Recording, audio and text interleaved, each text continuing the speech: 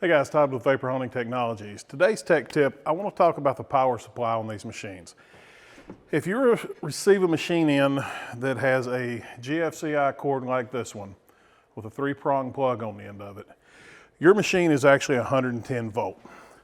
So it will plug into a standard 110 outlet and that's all you need.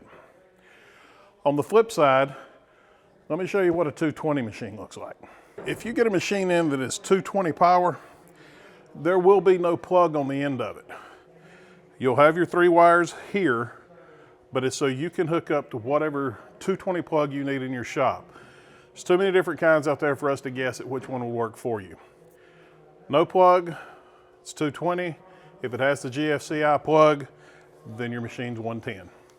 And that's our tech tip for today. Thanks for watching.